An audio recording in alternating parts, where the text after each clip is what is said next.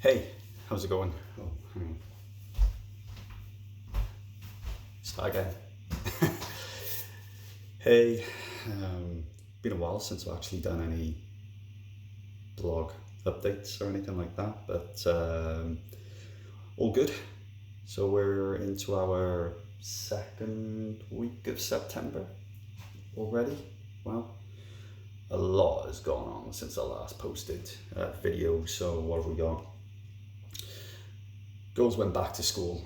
We made the decision for them to go back. I don't really think we had a choice, to be honest. We contacted the local education authority and asked them for, you know, proof really that it was safe for the girls to go back, and they had said that it was deemed appropriate for the children to go back, which doesn't mean anything, you know. Perhaps I feel it's appropriate for my girls to be able to watch horror films, you know, at 10 years old, but whether it's true or not, you know, appropriateness is definitely a combination of perception and the eye of the beholder. So I think it's absolute nonsense.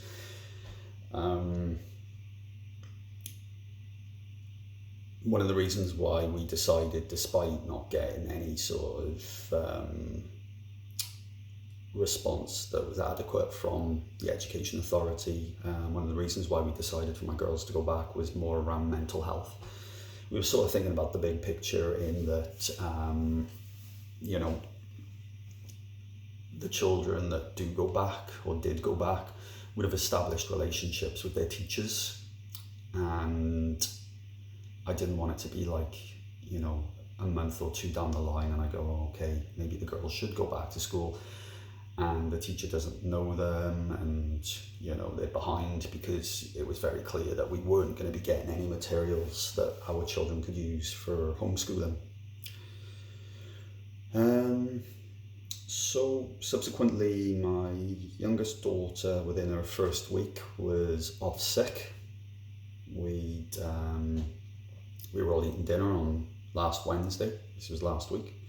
Eating dinner at the table, and my youngest, she says that there was a boy in her class sneezing, and she was also telling us how she'd been moved into the middle of the classroom. So 3 rows, she was sitting in the middle row, smack bang in the middle.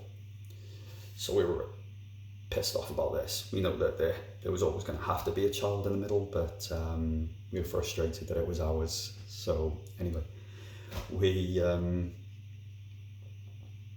contacted the school, basically, said that we weren't happy about this. I mean, for me, it was ridiculous. You know, my youngest, okay, she didn't have COVID, but she did have a cold. Her tonsils were swollen, and she wasn't feeling great, which showed me that, you know, no matter what measures are in place in that school, if there are germs or there is an illness to be caught, it's going to be caught. So there was, you know, the classrooms have got all of the hand sanitizer, they're told to social distance, but, you know, one child sneezes in the class and it's like, phew, that's it. We did have some good, sort of good feedback in that the teachers or the head teacher had taken on board what we had said, and rather than the desks in rows all being next to each other, they did space them out a bit. So, which is good. I mean, we can't ask more than that. Our gripe isn't with the school. We really don't have an issue with the school. Our issue is with the fact that schools have returned in general. It's such conflicted and strange rules and regulations. You know, we've got the rules changing on the amount of people that can meet again, you know, because of an increase in numbers. You know, there's obviously increased amounts of people getting on buses. The other thing is, I know the numbers that have increased, they're saying are younger people, and that doesn't make it any better. It really doesn't make it any better, because it means that there's, you know, for every young person, they've got parents, they've got guardians, they've got older people that they're having to go home to or mingle with, or the same for teachers. Teachers, they haven't got a clue about the children that they're looking after, what measures of social distancing or no social distancing are taking place. Every person that I speak to has different things in place, some people are locked down completely still, because of their health or family's health. They need to keep away from people. They need to make sure that there is no chance that their parents or children or anyone in their family that have respiratory issues catch this. And there's others that are just out and about as if there's no worries whatsoever. So that's where we're annoyed. The school we can't fault, to be honest. They're doing what they were told. They're doing everything that think they can. There's been a few experiments on, well, I say experiments, there's been a few changes on the rules for children coming into school and leaving school, because they're trying to find the best ways to avoid, children and adults being compacted together. I've got to be honest, the parents are fucking idiots. There's a lot of idiot parents, because yes, we are outside. The school has employed a distance rule. However, the groups of parents unmasked that are all huddling together, and it's not, they're not huddling together to get their children, they're huddling together, chatting, outside the schools and things. And at one point, this was happening right at the gates. So all of the children coming out had to filter through these big groups of adults, So yeah, I can't fault the school. They're doing everything they can. Project-wise, then we're all good.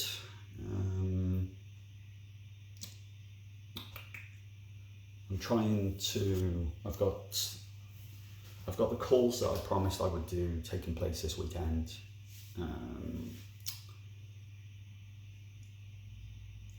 Got them coming up this weekend, and then what I will do is take the stories that are shared with me and put them into the book. I'll need to transcribe them. Then I need to look a little bit more into the podcast. I mean, the same as the book, really. Could find that the podcast isn't a success. I don't need many people to want to do the podcast. If I can do one a month, then that's great. So that just means 12 people a year. If there's a lot of interest, I'll do more.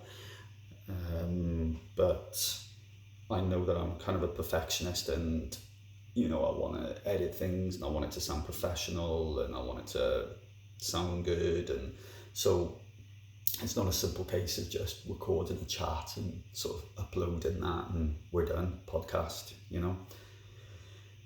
So I want to be careful that I don't bite off more than I can chew, trying to edit a book, and especially with the amount of stories, and I want this to be amazing. I want it to look nice as well. I want it to be formatted nice. I'm gonna get my daughter to help me with just sweet little illustrations and things in the book, and so there's a lot of work to do, and the priority really is the book. But I like to multitask. So home life, then we're all good, other than the school thing that's going on. It's been good. I'm quite tired this week. It's been a busy one. We had to get sort of new sort of sports gear for girls for school, and we had to go shopping yesterday, so we left it as late as we could and sort of masked up and got what we needed.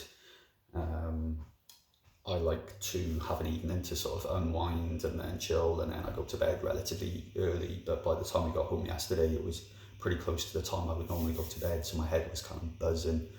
The previous night, we actually braved the cinema.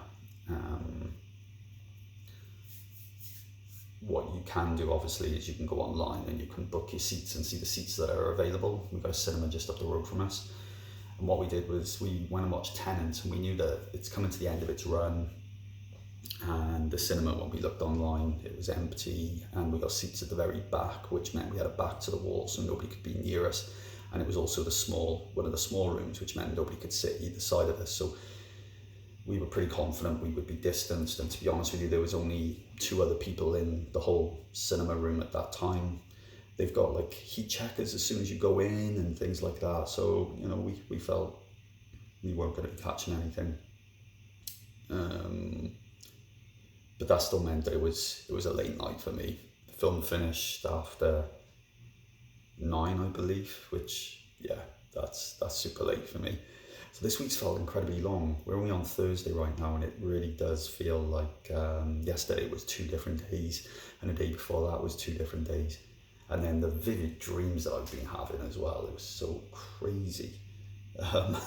So it's felt like it's been another day going on in these dreams.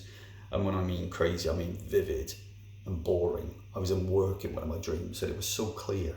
I was planning and I was doing work, and yeah, at one point I think something strange happened, and I just kind of went, this is a dream. So I set up a new sort of Instagram profile for my camera and for the photos I'm taking. We're going to have some nice sunrises coming up soon, and some nice sunsets, and good opportunities to get pictures of the moon at last as well. So my my personal Instagram has become a kind of a hodgepodge of what was supposed to be just an Instagram dedicated to my wood burns. It's now become kind of a personal one, my photography one. It's become a bit of Dystonia. It's a real mix, so I need to sort things out. So I've set up a separate one now, which is going to be completely dedicated to my nice photos that I take with my camera. So I started working on that this week, just uploading some of my older photos on there. So I've pretty much caught up, you know, looking back on some of the photos which I've taken. They've not been fantastic, a lot of them, but there's been a few which I'm proud of, so I've shared those. My youngest daughter, I've set up a thing so she can stream gameplay in now. She's always wanted to do game videos. She wants to be a YouTuber. Well, she is. She's got her own little YouTube channel. And then my oldest, she's still doing her artwork and sharing pictures. We're talking about, you know, maybe setting up a thing for her to do commissions, because her artwork is mind-blowing. It's fantastic. So that's what's happening there. And then between me and my wife, then we're just incredibly busy. And the only reason I've got time to do this video now is because I got up at 4 o'clock in the morning. So otherwise it would just be bedlam. And we painted all of this kitchen on Saturday. The only thing I'm waiting for now is for the kitchen guy to bring an extractor for the underneath of, or for above the hobs. So the extractor's there, but we need a tube to be going from it and outside, and a splashback behind the, oh, hang on, where am I? A splashback behind these, because obviously, you know, when you're cooking things splatter. It's white walls. We used a special kitchen paint which is apparently wipeable. I guess we'll find out. Just looking at the wall over here, and there's like some sort of a mark on the wall, so let's see if that's wipeable. Anyway, that's the end of this exciting video about my wipeable walls.